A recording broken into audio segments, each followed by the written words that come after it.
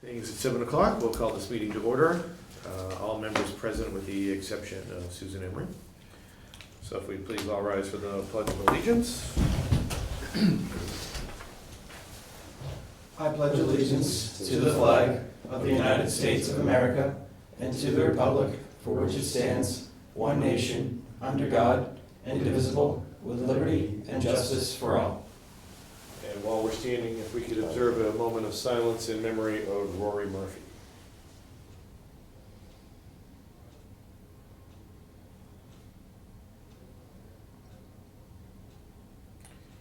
All right, thank you. I'm losing my voice. Okay, the first item on our agenda is Alex. All right, thank you, Chris. All right, so it's been a while since I've done a substance awareness update.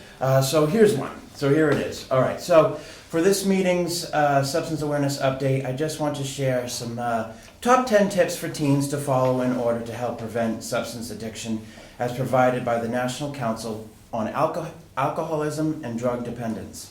The reason why I'm bringing this one up is I'm hearing from a lot of teachers just what's going on in the bathrooms and everything at the school and stuff like that. So there's a concern out there. So here are some 10 tips from the National Council on Alcoholism and Drug Dependence. Number 1, just say no. Though fear of saying no is often greater than the will to say it, it is important to take control of your own decision making.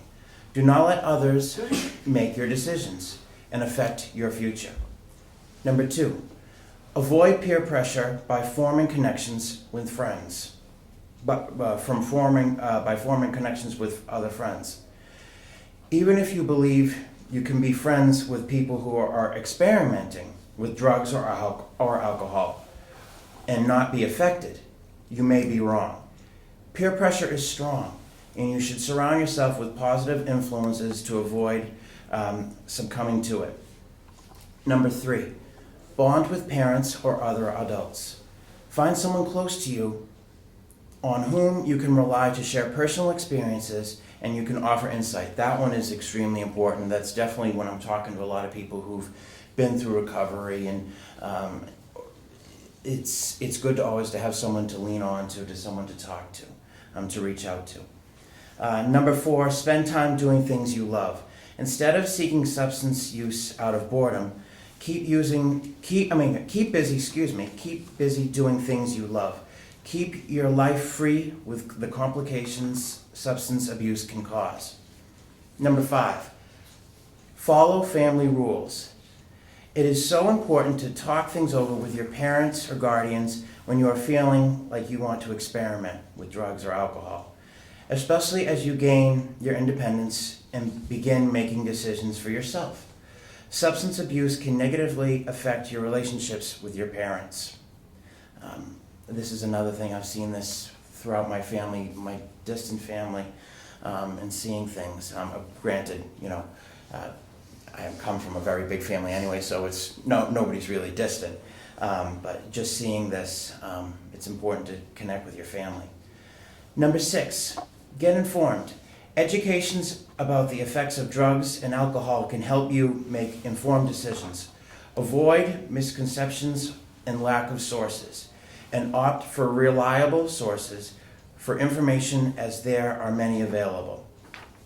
Number 7, consider your impact. This is your life. How do you want it to be viewed? What impact would you like to have on this world? The negative consequences of drugs and alcohol can affect your life path. I cannot say how many times that I've lost relatives to addiction. My cousin lost his father to addiction. It's been over 10 years, but it's a struggle. Number 8, make plans in getting ready to socialize. Make sure you can have a plan in place for how to handle peer pressure, and someone you can call if you find the need. Number 9, speak out for yourself and others. Take control of your life, your health, and your safety. Spread awareness about the effects of drug and alcohol and help educate others. this is one great, I'm so glad we're able to talk about this at, our board meetings now and stuff like that, because this is great. It's a great avenue, and it's a great thing for people to educate themselves and really spread awareness and help others. And finally, number 10, get help. If you know someone who is experimenting with drugs or alcohol, seek help. So with that, thank you, and that has been my substance awareness update for this week, and actually it's been a while since I've done one. But on a different subject of this, the reason why I haven't given any updates lately, and I've told Chris about this, I am working on a project right now with a couple of teachers to start a program. More information to come. So. And that's on our website, abingtonma.gov/health department. News and announcements, you can read Alex's substance awareness update there. All right, thank you, Marty. My pleasure. Thank you, Alex. All right, thank you, Chris.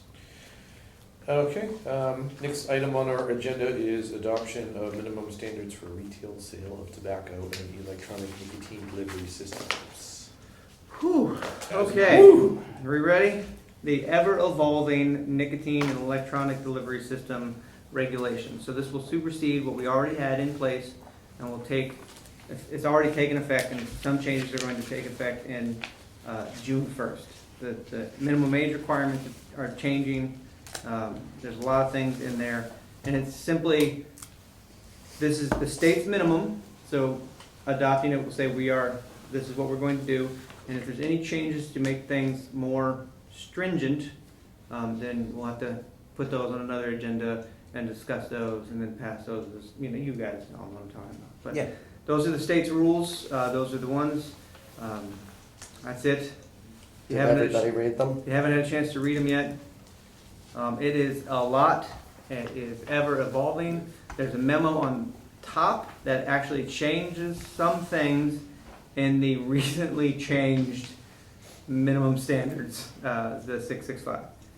So this is something that I don't honestly foresee it settling out anytime soon. This is going to be, we are going to witness electronic nicotine delivery system and tobacco regulations evolve again probably next year, this year, later on. So, but that's what's on the... So we just have to keep adopting what the state does? Yes, unless you would like to add additional requirements.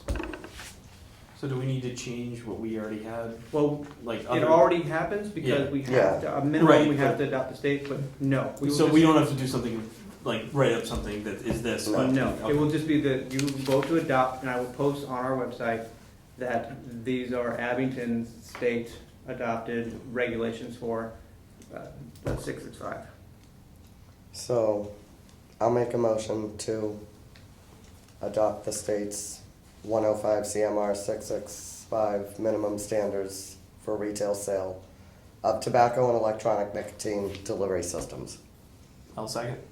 All right, we have a motion and a second to adopt that. I'm not gonna repeat it. All in favor, say aye. Aye. All opposed? So it's 4-0-1. Those will be up ASAP, and if there's any changes, I'll let you all know immediately. Thank you, Marty. My pleasure. All right, excellent. Next item on our agenda is a discussion on the coronavirus. In conversations with Marty, well, this actually went back to when we tried to meet before. Yeah. I just figured it would be in the best interest of the public for us to have a discussion, to answer any questions. Obviously, there's really only one expert in this room on matters of public health and the virus, so if any of us as members of the board have questions, if anyone in the public has questions, this is the best opportunity to get it. You want to talk about ever evolving? Yeah. This trumps the tobacco and nicotine bylaw. So, okay, I will start by saying I am not an epidemiologist. I know enough. Medicine and epidemiology make me dangerous, is what I used to always tell people when I was in the military. The coronavirus is a virus just like any other common cold, right? So you treat it, and its prevention is a lot like you would treat a virus or the flu. Wash your hands, 20 seconds, good old-fashioned soap and water. Yep. And the thing that everybody likes to use is you sing Happy Birthday to yourself twice, right? There's a lot of other songs you can sing. I don't know, sing some Beyonce, sing some Tool, whatever it is in your head, do it so you actually get it nice and lathered up and get rid of it. Can use hand sanitizer if you don't have access to soap and water. Make sure it's 60% alcohol, no less than that. And again, make sure you nice and rub it in just for that time frame too. So what exactly is the symptoms of the coronavirus? Just like the flu. Dry cough, fever, feeling of that general malaise, right? How do we treat viruses? Well, symptomatically. If you have a fever, you take Tylenol. If you have a cough, you take a cough suppressant. Stay home if you're sick. Yeah. Masks, should you wear a mask? Probably not, honestly. Unless you're symptomatic, there's no real need to wear a mask. Don't touch your face, which is like when I say that in any other group setting, if you wait a few seconds, somebody's going to do it. And there it is. There is in the conference call that we had today with local boards of health, we are still only screening from places where the coronavirus has exploded. China is still really the only place where they are sending them into. I believe it's either 9 or 11. Forgive me, I can't remember.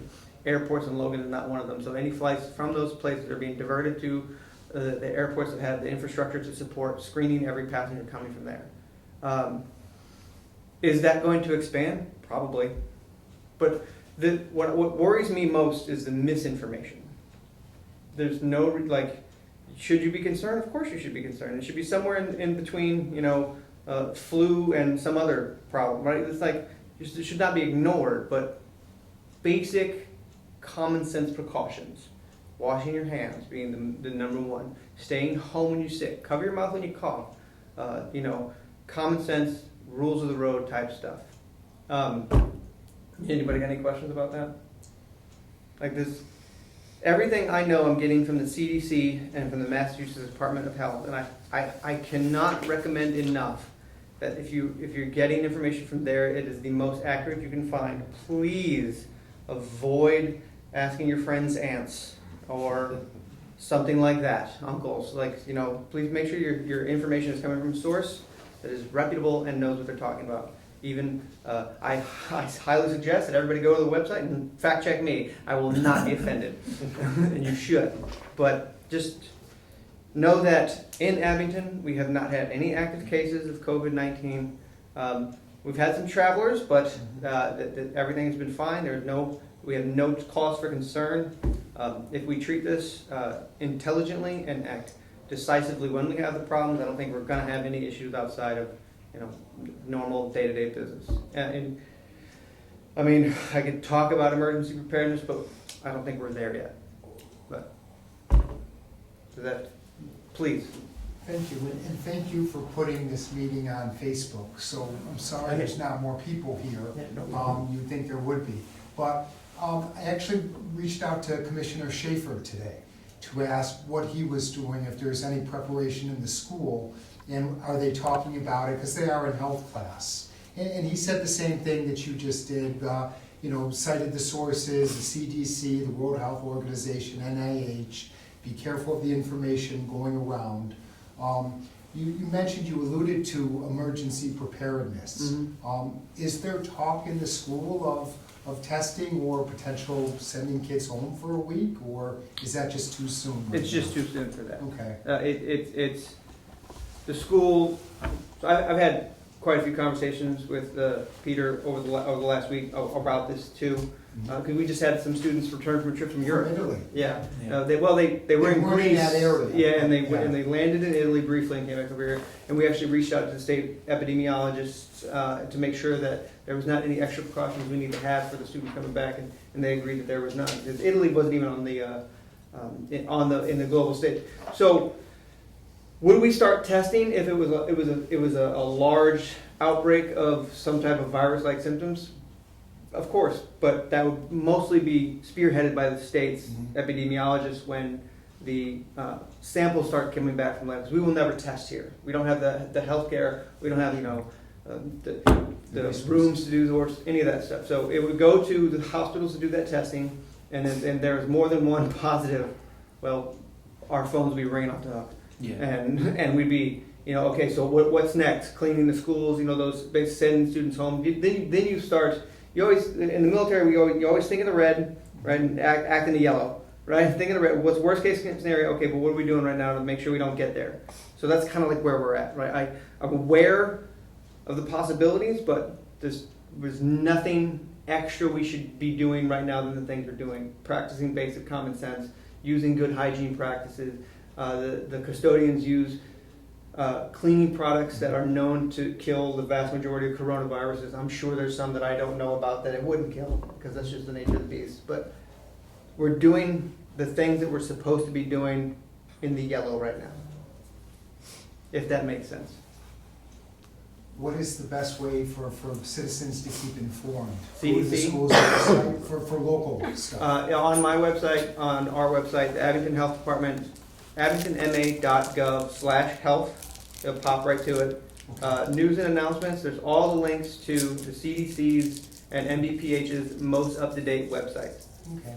Anything new that comes out, or if there's an update, I will put it into news and announcements, and I will email it to the board, and they'll push it out to their respective social medias. Yeah. Okay. And the school also has something the put school- on their calendar. Yes, the school does have something too.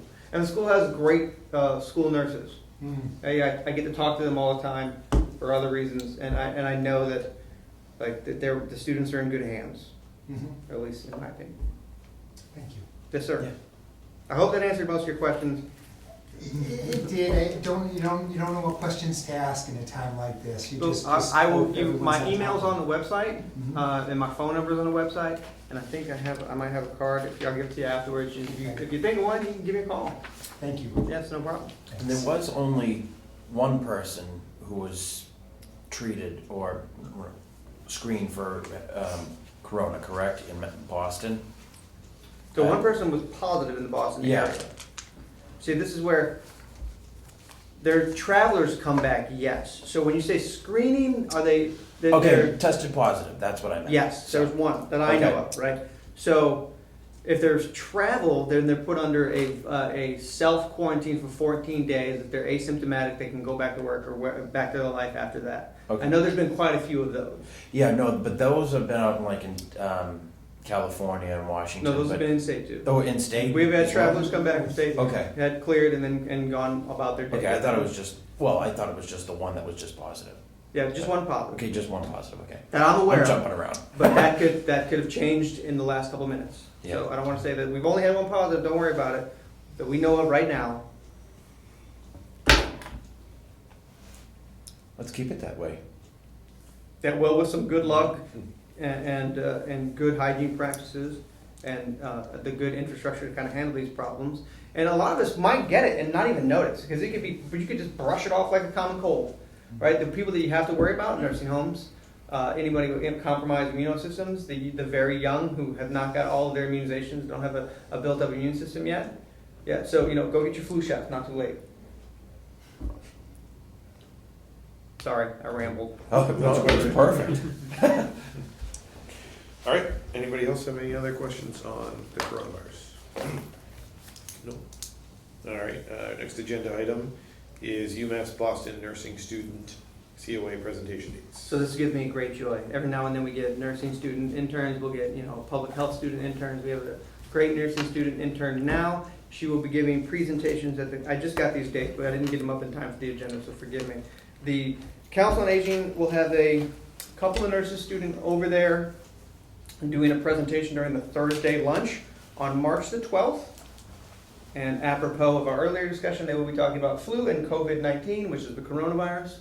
They'll have like a nice little setup with a poster board, so the seniors and anybody there can come over and have a quick talk with the nursing students there. And then on April 2nd, they will be doing diabetes, healthy weight, and healthy eating.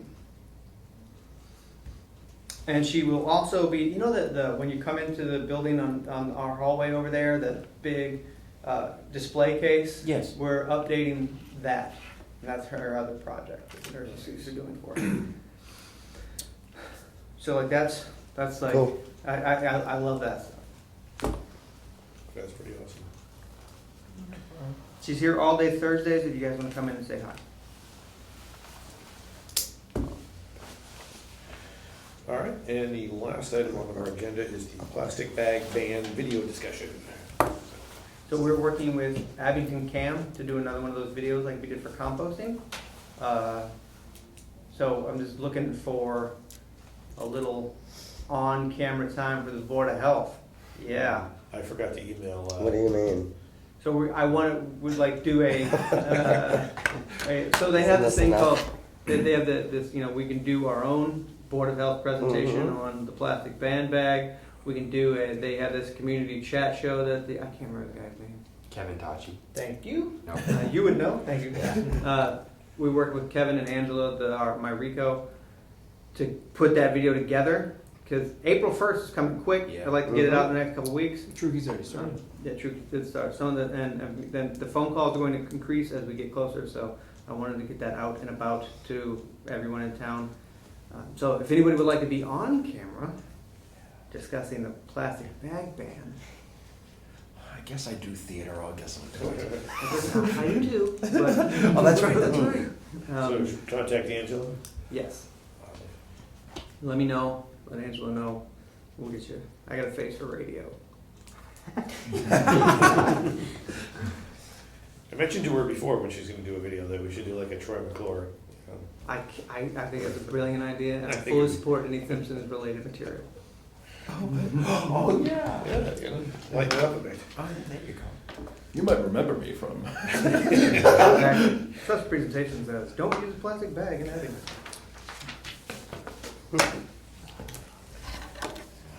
Okay. Motion to adjourn? We have a motion. We got a motion to adjourn, we have a second, all in favor? Aye. Aye. Motion passes. We are adjourned.